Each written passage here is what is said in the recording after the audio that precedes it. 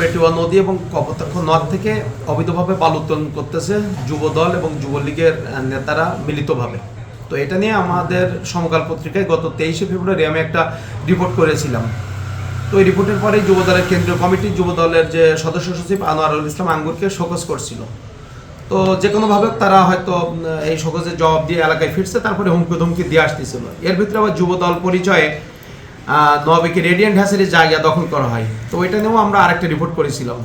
তো এই ঘটনার প্রেক্ষাপটে কালকে রাত থেকে তারা আমাকে খুঁজে বেড়াচ্ছে এরকম শুনছিলাম।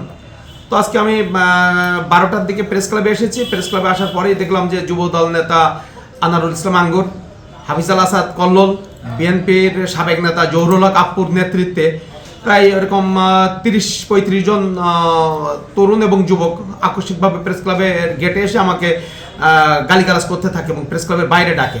তো আমি ভিডিও করতেছিলাম তাদের বক্তব্যটা, যে কেন যাব, বলতেছে আপনি প্রেস ক্লাবে থাকতে পারবেন না। তাহলে কেন? প্রেস ক্লাবের একটা সাংগঠনিক কমিটি আছে, প্রেস ক্লাবে কারা থাকবে না থাকবে সেটা সাংবাদিকরা ডিসাইড করবে।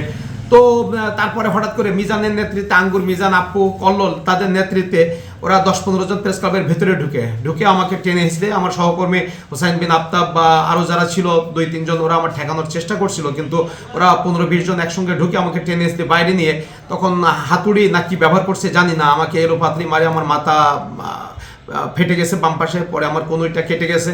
আর এমনি তো অনেক, আমার ফোনটা, যে ফোনে আমি ভিডিও করতেছিলাম, ফোনটা নিয়ে ভেঙে দিছে, আমার ব্যাগট্যাগুলো সব নিয়ে এখান থেকে চলে গেছে। তারপরে কিছুক্ষণ পরে পুলিশ আসলো, পরে এখান থেকে উদ্ধার করে আমার সহকর্মী সহ পুলিশ আমাকে হাসপাতালে নিয়ে যায়।